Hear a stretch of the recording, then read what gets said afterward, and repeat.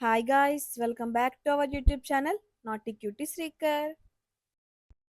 మేము షిరిడీలో day 3 wet and joy water park అయితే వెళ్ళాం కదా. అక్కడ ఎలా ఎంజాయ్ చేసాం, ఏమేం రైడ్స్ ఉన్నాయి అనేవి వీడియో అప్లోడ్ చేసాం కదా. చూసారా? చూడకపోతే వెంటనే చూసేయండి. మేము అక్కడ చెప్పాం కదా కాంబో టికెట్ అయితే తీసుకున్నామని. ఆ కాంబో టికెట్ ఇదే సాయి తీర్థ్ అన్నమాట. ఈ వీడియోలో ఈ సాయి తీర్థ్ యొక్క స్పెషాలిటీ ఏంటి, అక్కడ మనం ఏమేం చూడొచ్చో ఈ వీడియోలో చూసేద్దాం. సాయి తీర్థ్ ఇదే డివోషనల్ థీమ్ పార్క్ అన్నమాట. ఇది మన సాయిబాబా గుడి దగ్గరలోనే ఉంటుంది. ఇదిగోండి, దీని ఎదురుగా wet and joy water park ఉంటుందన్నమాట. ఈ సాయి తీర్థ్లో స్పెషల్ ఏంటంటే మన భారతదేశంలో ఉన్న ఒక్కొక్క స్టేట్లో ఒక్కొక్క ప్రసిద్ధమైన పుణ్యక్షేత్రం ఉంటుంది కదా. అవన్నీ మనం ఒక దగ్గరే ఇక్కడ సాయి తీర్థ్లో చూసి దర్శనం చేసుకోవచ్చు. చూసారా అసలు బయట ఎంత అందంగా ఉందో. మనకి లోపలికి వెళ్తే ఒక టెంపుల్కి వెళ్ళిన ఫీలింగ్ అనేది వస్తుందన్నమాట. ఇక్కడ మనం లైన్లో లోపలికి వెళ్ళాలి.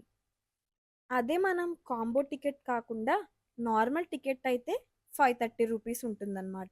మార్నింగ్ 10 టు ఈవినింగ్ 5 వరకు అనుకుంటా షోస్ అనేవి ఉంటాయి. మొత్తం 4 ఆర్ 5 షోస్ ఉంటాయన్నమాట.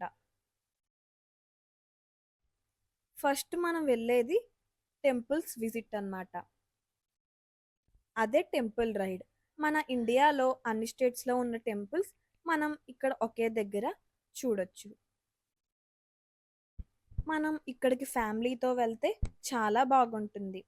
చిన్న ఏజ్ నుండి పెద్ద ఏజ్ వాళ్ళ వరకు చాలా ఇష్టపడతారు. లోపల చూస్తే అంత బాగుంటుంది. మీరు వెళ్ళినప్పుడు మాత్రం ఇక్కడికి వెళ్ళడం మాత్రం అస్సలు మిస్ అవ్వకండి. ఇక్కడ మనకి టెంపుల్స్ అన్నీ ఈ విధంగా చూపిస్తారనమాట. అలానే బ్యాక్గ్రౌండ్లో వాయిస్ కూడా ఇది ఏ టెంపుల్ దాని యొక్క స్పెషాలిటీ ఈ విధంగా అయితే చెప్తారనమాట. అది కూడా मुंबई से अब सीधे चलते हैं गुजरात। भगवान श्री कृष्ण का ये प्राचीन द्वारकाधीश मंदिर 2000 वर्षों से अधिक समय से यहाँ बसा हुआ है। मान्यता ये है कि द्वारका नगरी में भगवान श्री कृष्ण का निवास ठीक इसी स्थान पर हुआ करता था। गोमती नदी के किनारे बसे इस मंदिर के 2 द्वार हैं, मोक्ष द्वार और स्वर्ग द्वार। 4 धामों में से एक है ये द्वारकाधीश मंदिर। हर साल यहाँ कृष्ण जन्म का उत्सव बड़े धूमधाम से मनाया जाता है। नर्मदा के उस पार उत्तर दिशा में होगी। हम वाराणसी नगरी से होते हुए दर्शन करने जाएंगे 4 धामों से एक और धाम श्री केदारनाथ जी के।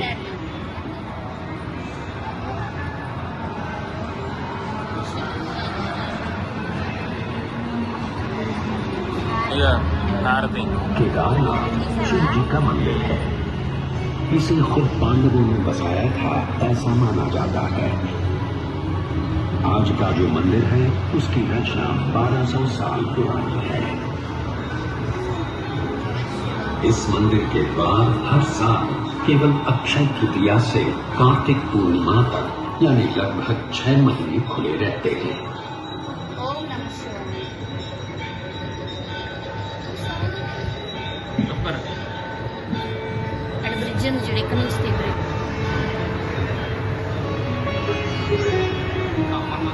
हिमालय के गढ़वाल क्षेत्र की पहाड़ियों में बसा नाथ जी का मंदिर भी लगभग 3000 वर्ष पुराना है।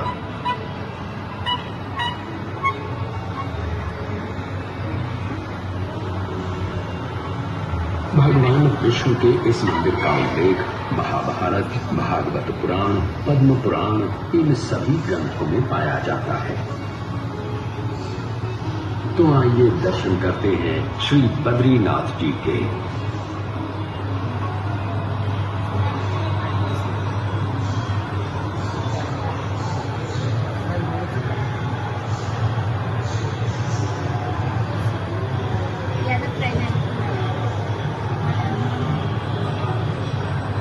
पंढरीपुर।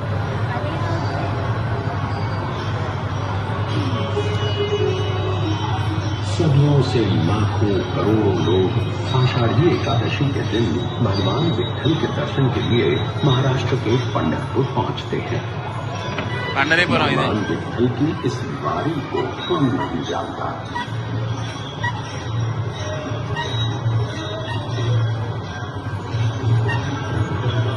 800 साल पुराना ये मंदिर भक्त पुंडलिक की भक्ति का प्रतीक भी है और महाराष्ट्र की संत परंपरा का आधार भी।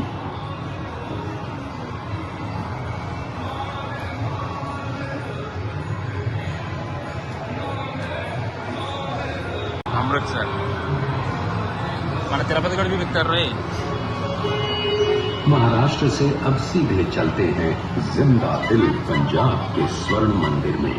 स्वर्ण मंदिर सिखों के चौथे गुरु श्री गुरु रामदास जी ने ये मंदिर 1577 में बनवाया था और 18वीं सदी में महाराजा रणजीत सिंह जी ने 750 किलो स्वर्ण अर्पण करके दरबार साहिब को सोने से सजाया था।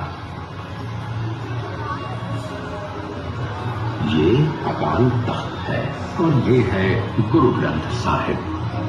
वाहे गुरु जी का खालसा, वाहे गुरु जी की फतेह, जो बोले सो निहाल। हमारा अगला पड़ाव है पुरी का जगन्नाथ मंदिर, जिसमें बसे हैं साक्षात भगवान श्री कृष्ण यानी जगन्नाथ, बलभद्र यानी बलराम और सुभद्रा। भगवान जगन्नाथ का मंदिर सुप्रसिद्ध 4 धामों में से एक है और 4 धाम की यात्रा की शुरुआत भी यहीं से की जाती है। सन 1174 में कलिंग देश के राजा अनंत वर्मा ने इस मंदिर का निर्माण करवाया था और तब से मीनाक्षी। अब चलते हैं दक्षिण भारत के मीनाक्षी मंदिर की ओर। మధుర మీనాక్షి మనం వెళ్ళాం కదా సరే సరే। मीनाक्षी जो देवी पार्वती का रूप है, उनके मंदिर का ये 1000 स्तंभों का दालान है। మధుర మీనాక్షి 2500 वर्ष पुराने इस मंदिर के 50 मीटर ऊंचे 14 गोपुरम वास्तुशिल्प के सौंदर्य का प्रतीक है। అమ్మవారి అలంకరణ బాగుంటుంది। इस मंदिर में 33,000 मूर्तियां हैं और यहाँ दर्शन के लिए रोज 15,000 से भी अधिक भक्त आते हैं। आंध्र प्रदेश के चित्तूर की ये पहाड़ियाँ हमें पहुँचाएंगी भारत के सबसे प्रसिद्ध मंदिर तिरुपति बालाजी के दर्शन के लिए। 1700 साल पुराना ये मंदिर हमारे प्राचीनतम मंदिरों में से एक है। इस मंदिर में संस्कृत, तेलुगु, तमिल और कन्नड़ भाषाओं में इतिहास बताने वाले 640 शिलालेख हैं और 70,000 से भी अधिक भक्त यहाँ प्रतिदिन श्री बालाजी का दर्शन करने आते हैं। तो आइए हम भी श्री बालाजी के दर्शन करके उनका आशीर्वाद प्राप्त करते हैं।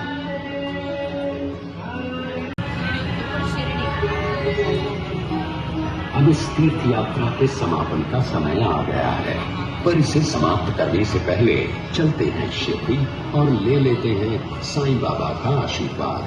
यही वो 100 साल पुरानी शिरडी है, हमारे साईं की शिरडी।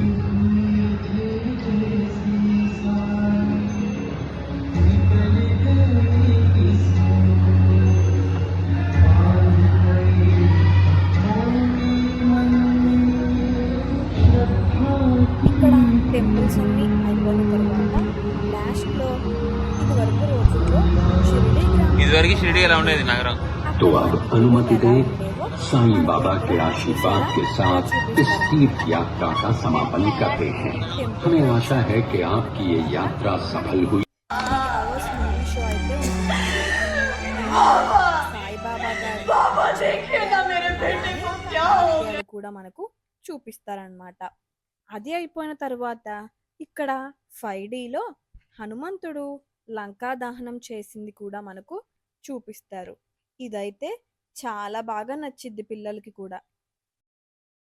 ఇవే కాకుండా ఇంకా 2 షోస్ అయితే ఉంటాయన్నమాట। వాటిలో కూడా బాబా వారి గురించి ఉంటాయి. మేము వాటికి వెళ్ళాం కానీ వీడియోస్ అయితే తీయడం కుదరలేదు. మీరు షిరిడి వెళ్ళినప్పుడు ఈ సాయి తీర్థ్ మాత్రం అస్సలు మిస్ అవ్వకండి.